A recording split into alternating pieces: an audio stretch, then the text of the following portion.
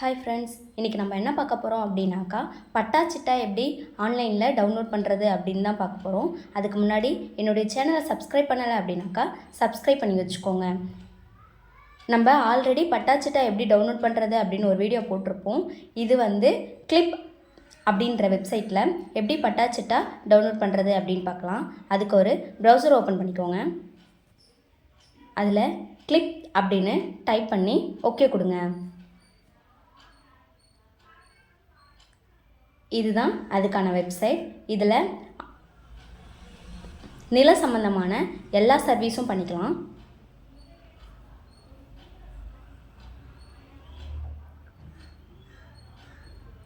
இது இப்போது இங்கிலீஷில் இருக்குது. மேலே நமக்கு தமிழில் வேணும் அப்படின்னா கூட மேலே ஒரு அம்புக்குறி இருக்குது பாருங்கள், அதை கொடுத்து நம்ம தமிழில் மாற்றிக்கலாம்.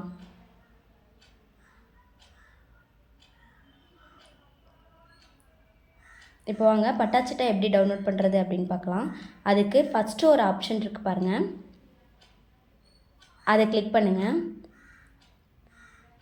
கிளிக் பண்ணிங்கன்னா மேலே பாருங்கள் நில உரிமை சிட்டா விவரங்கள் அப்படின்னு இருக்கு பாருங்கள், அதை கொடுங்க. அதை கொடுத்தீங்கன்னாக்கா உங்களுடைய டீட்டெயில்ஸ்லாம் என்டர் பண்ணுற மாதிரி இருக்கும். ஃபஸ்ட்டு உங்களுடைய டிஸ்ட்ரிக்ட் கொடுத்துக்கோங்க. நெக்ஸ்ட்டு நீங்கள் என்ன தாலுக் அதை கொடுத்துக்கோங்க. அதுக்கப்புறம் உங்களுடைய வில்லேஜ் நேம் கொடுத்துக்கோங்க.